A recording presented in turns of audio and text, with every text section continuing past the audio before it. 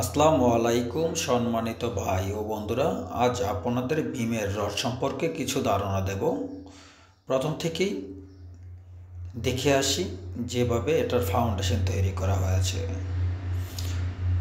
তো আপনাদের আমি বিশেষভাবে অনুরোধ করব, বাংলাদেশ ন্যাশনাল বিল্ডিং কোড যেভাবে আপনাকে বিল্ডিং নির্মাণ করতে বলা হয়েছে সেই আইন মেনে আপনি বিল্ডিং নির্মাণ করবেন। কেননা আপনার বিল্ডিং যে কোনো মুহূর্তে একটি ভূমিকম্পের সম্মুখীন হলে সেই ভূমিকম্প সহনীয় হতে হবে, অন্যথায় আপনার বিল্ডিংয়ের সমস্যা হতে পারে। প্রতিটি কাজ, রড বান্ডিংয়ের যেই কাজগুলো থাকে সেই ভারগুলো কিভাবে সেটিং মেনটেন করতে হবে সেটি আপনার জানা থাকতে হবে, অন্যথায় আপনার সমস্যা হতে পারে। সেই জন্য আমি আপনাদের সঠিকভাবে কাজ করার জন্য অবশ্যই পরামর্শ দিয়ে থাকি। অবশ্যই সেটি পরামর্শ অনুসারে কাজ করবেন। অবশ্যই সাইটে ইঞ্জিনিয়ার ব্যবহার করবেন, ইঞ্জিনিয়ারের প্ল্যান অনুসারে কাজ করবেন।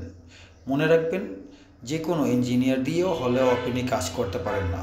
আপনার ইঞ্জিনিয়ার দিয়ে যে কাজ করাবেন সেই ইঞ্জিনিয়ারটি সঠিকভাবে সে আসলেই আদৌ ইঞ্জিনিয়ার কিনা, সে কি ইঞ্জিনিয়ারিং সার্টিফিকেট আছে কিনা সেদিকেও আপনাকে লক্ষ্য রাখতে হবে। আমি কিন্তু কারো বিরুদ্ধে কথা বলছি না, যেটা সঠিক সেটাই আপনাদের বলার চেষ্টা করছি। আমার কথায় কেউ রাগ বা অভিমান করবেন না, কারণ একটি সঠিক কথা বলতে হয়। সত্য কথা না বললে সেটি জবাবদিহি করতে হয় নিজেকেই নিজে। তো দেখতেছি না, এখানে কিন্তু যে বিল্ডিংটি দেখালাম আপনাদের, এই বিল্ডিংটি কিন্তু প্রায় লম্বায় 55 ফিট, পাশে রয়েছে মাত্র 27 ফিট জায়গায়, নিচতলা 24 ফিটের ভিতর রয়েছে, ওপরে গিয়ে একটু বাড়াতে পারবে, সর্বমোট জায়গায় রয়েছে 27 ফিট।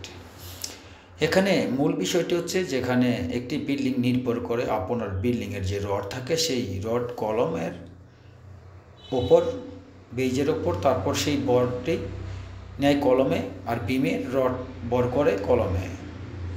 সেখানে আপনাকে সেই রডগুলো সঠিকভাবে কাজ করতে হবে।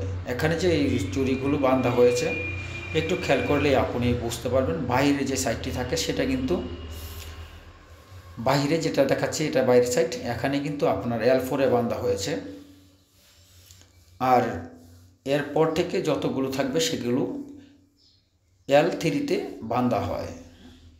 এখানে কিছু নিয়মকানুন রয়েছে, রডগুলো কিভাবে, বিমের রডগুলো জোড়া দিতে হবে এবং মাটামে কিভাবে দিতে হবে। এখানে দেখতেছেন মাটামটি কিন্তু খুব সুন্দরভাবে দেওয়া হয়েছে। এই মাটামগুলো দেওয়ার কিছু নিয়ম রয়েছে। এখানে 16 মিলি রড দেওয়া হয়েছে, সেখানে 6 ইঞ্চি মাটাম দেওয়া হয়েছে। আর যদি সেটিও জানতে চান কিভাবে, তাহলে মনে রাখবেন রডের যে ডায়া রয়েছে মিলির দিয়ে আপনাকে প্রথমে বের করে সেটাকে 10 গুণ দিয়ে 25 দিয়ে ভাগ করলেই বেরিয়ে যাবে কতটুকু মাটাম খাবে কত মিলি রডে। এখানে দেখতেছেন আপনারা যে রডগুলো, এখানে যে রিংগুলো কিন্তু এখানে 135 ডিগ্রিতে বানানো হয়েছে। সেটি হাতে বানানোর কারণে হয়তো একটু এদিক সেদিক হতে পারে। মনে রাখবেন, আপনাকে 135 ডিগ্রি বানাতে হবে, বাঁকাতে হবে। এখানে আরেকটি বিষয় আপনাদের আমি দেখাচ্ছি, যে রডগুলো রয়েছে সেই বিমের যে মেইন রডগুলো রয়েছে, ওপরের টপ এবং নিচে যে বটমের রডগুলো রয়েছে মেইন বার, সেই মেইন বারগুলো অবশ্যই আপনাকে কলমের যে রড রয়েছে সেই রডের ভিতর দিয়ে যেতে হবে, সেটি যাতে কোনো প্রকার বাহিরে না যায়। প্রয়োজনে আপনার যদি 10 ইঞ্চি কলম হয়ে থাকে বা 10 ইঞ্চি বিম হয়ে থাকে, সেক্ষেত্রে আপনার বিমের যে সাইজ রয়েছে সেই সাইজ কিন্তু 7 ইঞ্চি আসে, সেখানে প্রয়োজন আপনি 6 ইঞ্চি রিং ব্যবহার করুন, তবুও আপনার কলমের ভিতর দিয়ে যেতে হবে। আর অবশ্যই সেই বাঁকগুলো আপনাকে সঠিকভাবে করতে হবে যাতে L3-তেই থাকে।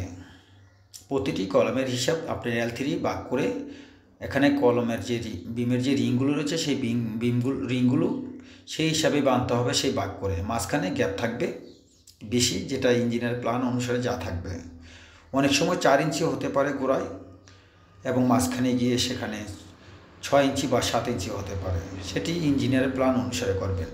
আর যেই ভুলটি আমরা করে থাকি সেটি খেয়াল করুন, এখানে যে রডের নিচের রডে, যেটা বটমের রডে, মেন বটমের রডে কিন্তু নিচে জোড়া দেওয়া হয়েছে, এই জোড়াটি কিন্তু সম্পূর্ণ ভুল।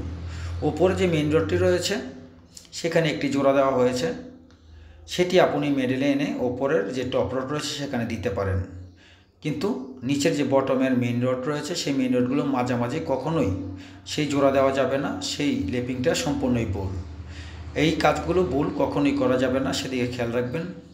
তাহলেই আপনার বিল্ডিংটি যদি সঠিক নিয়মে কাজ করতে পারেন তাহলে কিন্তু আপনার বিল্ডিংটি ভূমিকম্প সহনীয় হতে পারে, অন্যথায় আপনার টাকাগুলো জলে যাবে। এখানে আরও অনেক কিছু কাজ রয়েছে, সেগুলো সব কিছু বলা যায় না। এখানে যে বিমের নিচে বিমের মাঝামাঝি কিন্তু একটি রিং রয়েছে, সেটি কিন্তু আপনাদের দেখিয়েছিলাম। অবশ্যই সেই রিংটি আপনার বিমের মাঝামাঝি একটি রিং অবশ্যই ব্যবহার করতে হবে, তবে বিমের হাইট